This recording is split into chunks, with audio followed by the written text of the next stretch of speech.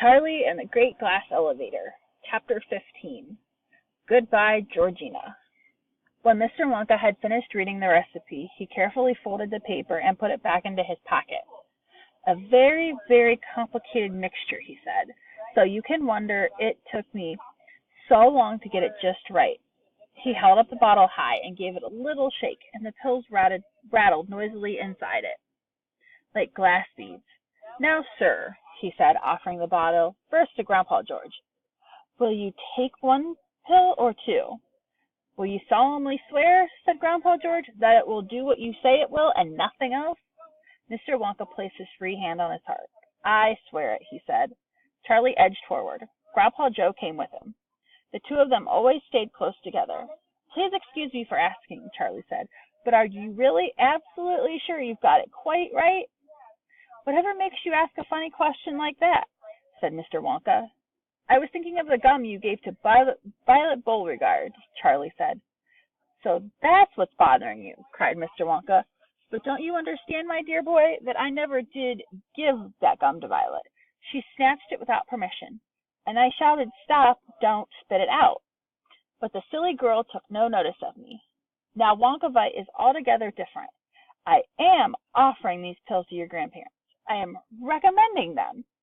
And when taken accordingly to my instructions, they are as safe as sugar candy. Of course they are, cried Mr. Bucket. What are you waiting for? All of you. An extraordinary change had come over Mr. Bucket since he had entered the chocolate room. Normally, he was a pretty timid sort of person. A lifetime devoted of screwing caps onto the tops of toothpaste tubes in a toothpaste factory had turned him into a rather shy and quiet man. But the sight of the marvelous chocolate factory had made his spirit soar. What is more, this business of pills seemed to have given him a terrific kick. Listen, he cried, going up the edge of the bed. Mr. Wonka is offering you a new life. Grab it while you can. It's a delicious sensation, Mr. Wonka said, and it's very quick. You will lose a year in a second. Exactly 1 year falls away from you every second that goes by. He stepped forward and placed the bottle of pills gently in the middle of the bed. So here you are, my dears, he said. Help yourselves. Come on, cried the Oompa Loompas together. Come on, old friends, and do what's right. Come make your lives as bright. Just take a dose of this delight, this heavenly magic dynamite. You can't go wrong. You must go right. It's Willy Wonka's Wonkavite. This was too much for the old people in the bed. All three of them made a dive for the bottle. 6 scrawny hands shot out and started scrabbling to get a hold of it. Grandma Georgina got it. She gave a grunt of triumph and unscrewed the cap and tipped all the little brilliant yellow pills onto the blanket on her lap. She cupped her hands around them so the others couldn't reach out to snatch them. All right, she shouted excitedly, counting them quickly. There's 12 pills here. That's 6 for me and 3 for each of you. Hey, that's not fair, shrilled Grandma Josephine. It's 4 for each of us. 4 is right, cried Grandpa George. Come on, Georgina, hand over my share. Mr. Wonka shrugged his shoulders and turned his back on them. He hated squabbles. He hated it when people got grabby and selfish. Let them fight it out among themselves, he thought. Then he walked away. He walked slowly down the chocolate waterfall. It was an unhappy truth, he told himself, that nearly all people in the world behave badly when there is something really big at stake. Money is the thing they fight over most, but these pills were bigger than money. They could do things for you no amount of money could ever do. They were worth at least $1 million a pill. He knew of plenty of rich people who would gladly pay that much in order to become 20 years younger. He reached the riverbank below the waterfall, and he stood there gazing at the great gush and splash of the melted chocolate pouring down. He had hoped the noise of the waterfall would help drown the arguing voices of the old grandparents in bed. But it didn't. Even with his back to them, he still couldn't help hearing most of what they were saying. I had them first, Grandma Georgina was shouting. So they're mine to hand out. Oh, no, they're not, shrilled Grandma Josephine. He didn't give them to you. He gave them to all 3 of us. I want my share, and no one's stopping me from getting it, Grandpa George shouted. Come on, woman, hand them over. Then came the voice of Grandpa Joe, cutting in sternly through the rabble. Stop this at once, he ordered, all 3 of you. You're behaving like savages. You keep out of this, Joe. Mind your own business, said Grandma Josephine. Now you be careful, Josie, Grandpa Joe went on. 4 is too many for one person anyways. That's right, Charlie said. Please, Grandma, why don't you just take 1 or 2 each, like Mr. Wonka said? That'll leave some for Grandpa Joe and Mother and Father. Yes, cried Mr. Bucket. I'd love one.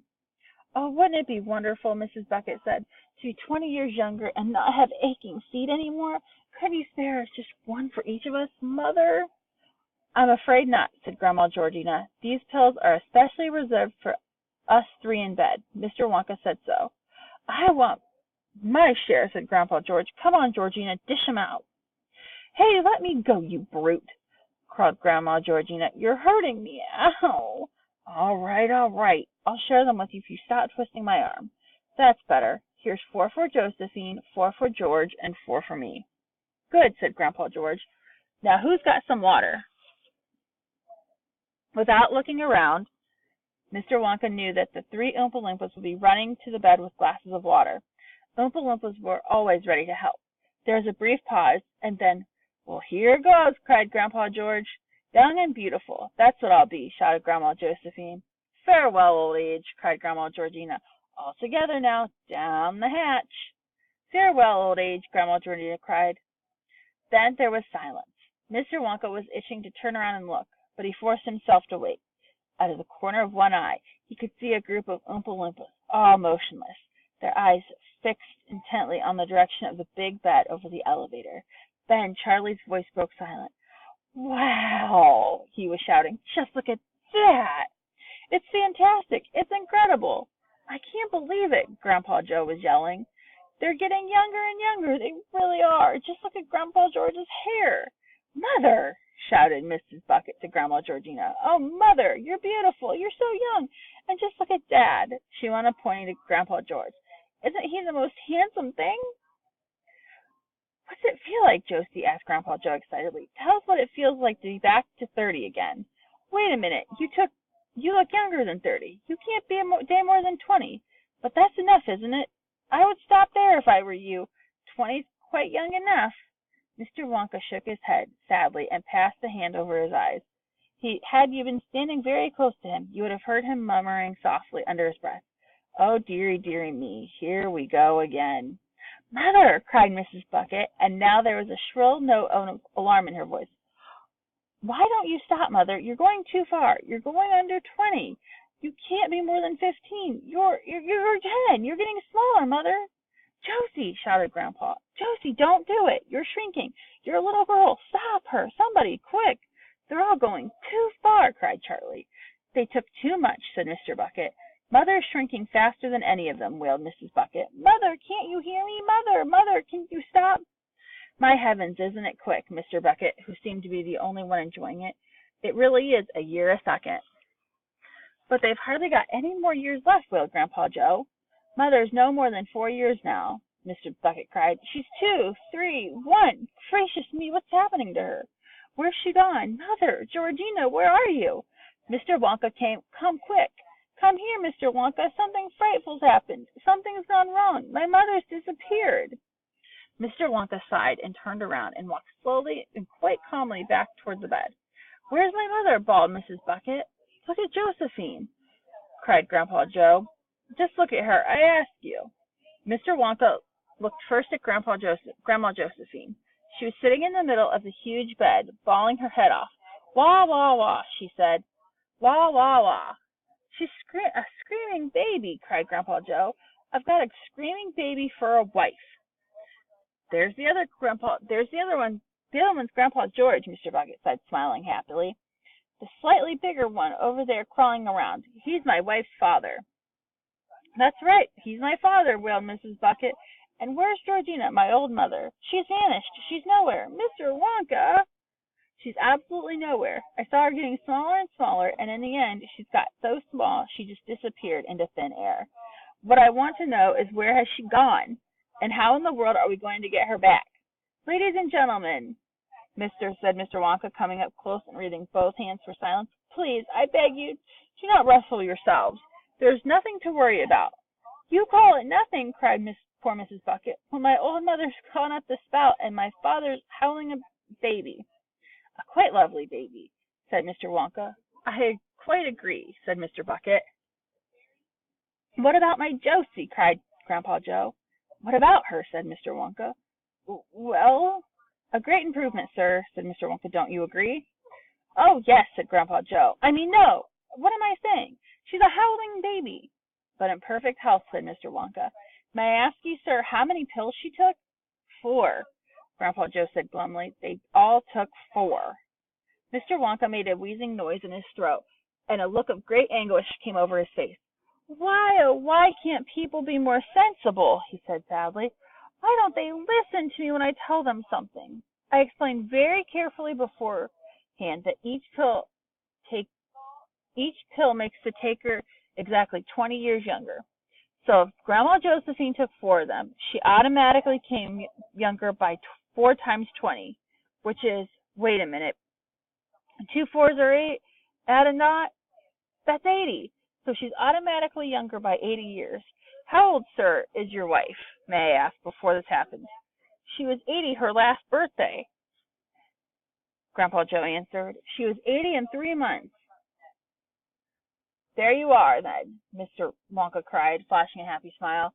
"The Wonkavite worked perfectly. She's now precisely 3 months old, and a plumpier, rosier infant than I've never set eyes on." "Nor me," said Mr. Bucket. "She'd win a prize in any baby competition." "First prize," said Mr. Wonka.